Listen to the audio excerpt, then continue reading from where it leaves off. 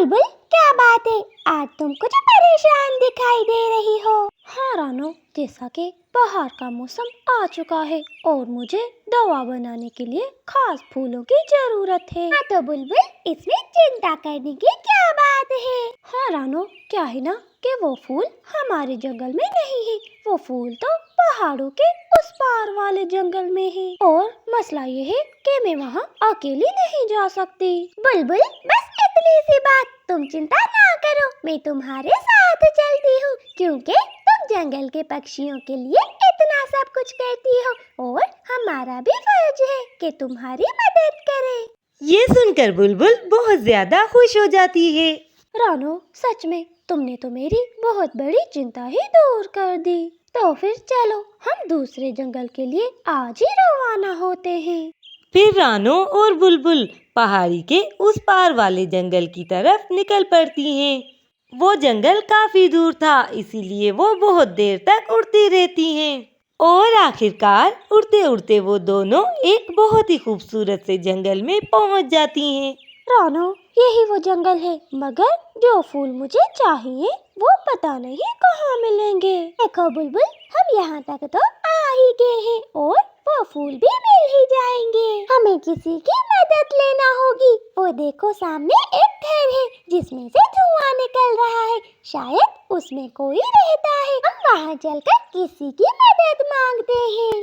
रानो और बुलबुल उड़ते हुए उस घर के पास पहुंच जाते हैं। बुलबुल, मुझे लगता है जरूर इस घर में कोई रहता होगा, हमें दरवाजे पर दस्तक देनी चाहिए। रानो दरवाजे पर दस्तक देती है।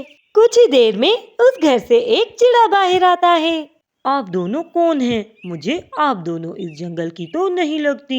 हाँ, आप बिल्कुल ठीक कह रहे हैं, हम दूसरे जंगल से आए हैं और ये बुलबुल डॉक्टर है। इन्हें दवा बनाने के लिए कुछ फूलों की जरूरत है और वो फूल आपके जंगल में है, मगर हम ये नहीं जानते कि वो फूल कहाँ पर है। अगर आप हमारी मदद कर दें तो आपका हम पर बहुत बड़ा एहसान होगा। राजू को रानो चिड़िया पहली नजर में ही पसंद आ जाती है। राजू उन्हें कहता है, हाँ हाँ, मैं आपकी मदद जरूर करूँगा। भला इसमें एहसान की क्या बात है? यहाँ से थोड़ा ही दूर नदी किनारे वो फूल मिलते हैं। चले, मैं आपको वहाँ पर ले चलता हूँ। जितने चाहें आप फूल वहाँ से ले सकती हैं। बहुत बहुत धन्यवाद राजू जी। तो फिर ठीक है, देर किस बात की, चलो चलते हैं। देखें, आप दोनों बहुत दूर से आए हैं और आपको भूख भी लगी होगी। मेरे घर में कोई पकाने वाली तो है नहीं, इसीलिए मैं आपको अपने जंगल के मशहूर पिज़्ज़ा शॉप पर ले चलता हूँ। वहाँ पर चलकर कुछ खा लेते हैं, इसके बाद ही मैं आपको फूलों के पास ले चलता हूँ। बुलबुल और रानो ने भी सुबह से कुछ न खाया था, इसीलिए वो राजू को मना नहीं करती। वो राजू के साथ पिज़्ज़ा शॉप पर आ जाती हैं। पिज्जा में से बहुत ही मजे की खुशबू आ रही थी।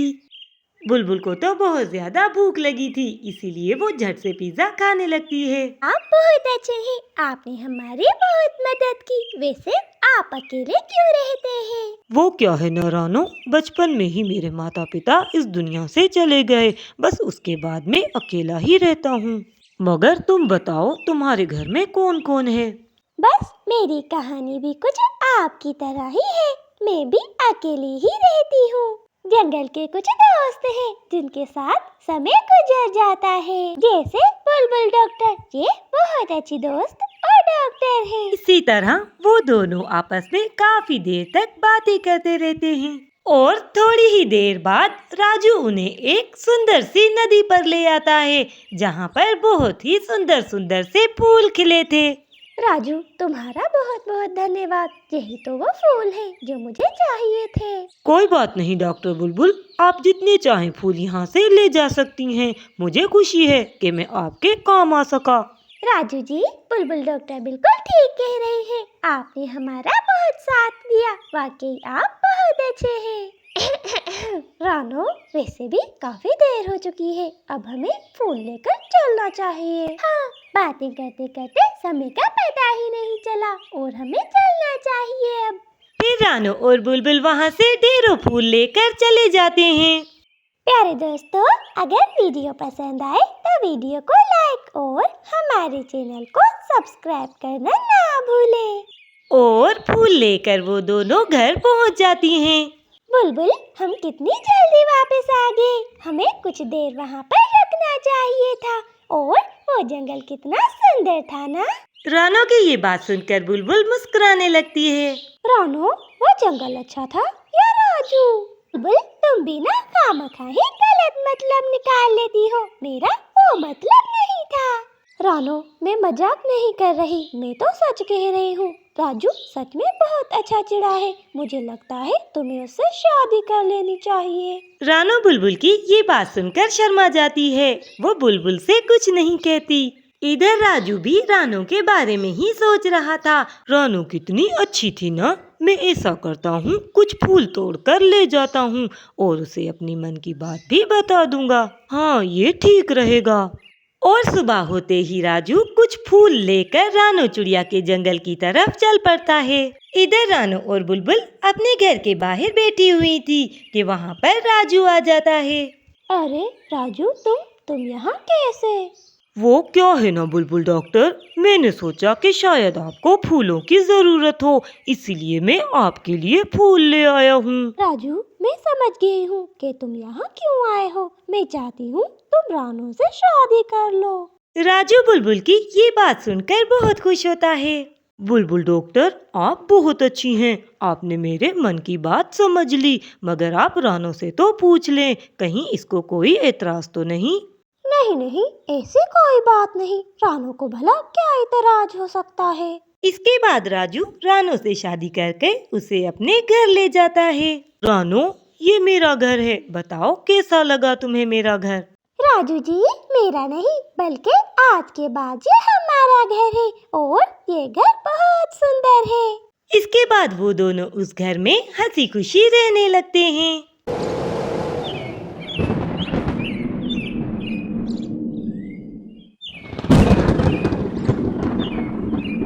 देखो, मेरा अंडा बिल्कुल भी सुरक्षित नहीं, मगर फिलहाल मुझे किधर ही रुकना चाहिए क्योंकि बारिश का कुछ पता नहीं। बारिश किसी भी समय हो सकती है और इसके अलावा मेरे पास कोई चारा भी नहीं। रानो चिड़िया मौसम के ठीक होने का इंतजार करने लगती है कि अचानक ही वहाँ पर पायल चिड़िया आ जाती है। पायल चिड़िया अपने घोंसले में एक अजनबी चिड़िया और एक अंडे को देखकर हैरान रह जाती है। चिड़िया, कौन हो तुम और मेरे घोंसले में क्या कर रही हो?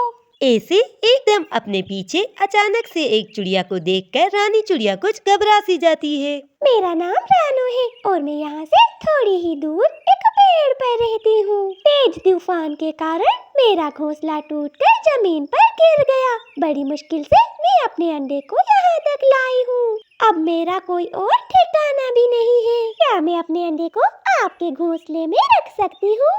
देखो रानू बहन, तुम अपने अंडे को मेरे घोंसले में रख तो सकती हो, मगर तुम देख तो सकती हो कि मौसम कितना खराब है। बारिश किसी भी समय हो सकती है। मेरा घोंसला भी पक्का नहीं है। बारिश में भीगने के कारण तुम्हारे अंडे को नुकसान पहुंच सकता है, इसीलिए तुम्हें जल्द से जल्द पक्के घोंसले की तलाश करनी होगी। पायल चिड़िया की ये बात सुनकर रानो चिड़िया बहुत ज्यादा चिंतित हो जाती है। तो तुम ठीक रही हो पायल बहन, मैं कोशिश करती हूँ, शायद मुझे अपने अंडे के लिए कोई पक्का घोंसला मिल जाए। उड़ते हुए रानो चिड़िया को एक बहुत बड़ा और सुंदर सा घोंसला दिखाई देता है। रानो चिड़िया जल्दी से उस घोंसले के अंदर आ जाती है। वो घोंसला अंदर से बहुत बड़ा और मजबूत दिखाई दे रहा था। रानो चिड़िया सोच रही थी कि ये घोंसला न जाने किसका होगा। यहाँ पर मैं और मेरा अंडा सुरक्षित तो है, मगर पता नहीं ये घोंसला किसका हो सकता है। अगर इस घोंसले का मालिक पक्षी आ गया और उसने मुझे यहाँ से भी निकाल दिया तो मैं इस बारिश में अपने अंडे को लेकर कहाँ जाऊंगी? मगर कोई बात नहीं, अगर कोई आया तो देखा जाएगा। फिलहाल तो हम यहाँ पर आराम से हैं। मगर रानो चिड़िया की किस्मत कुछ ज्यादा अच्छी नहीं थी। उसे ये मालूम नहीं था कि ये घोंसला एक चील का है। और जब चील घर वापस लौटती है तो वो अपने घर के बाहर ही रुक जाती है, क्योंकि उसे अपने घर में से किसी की आवाज सुनाई देती है। मेरे घर के अंदर कौन हो सकता है? मुझे छिपकर खिड़की से देखना चाहिए। चील जब खिड़की से देखती है तो वो ये देखकर हैरान रह जाती है कि उसके घर के अंदर एक चिड़िया और उसका अंडा था। अरे वाह किस्मत! ऐसी बारिश में मैं शिकार के लिए मारी मारी फिर रही थी, मगर शिकार शिकार तो मेरे घर में ही है। इतना कहकर वो चील घर के अंदर आ जाती है।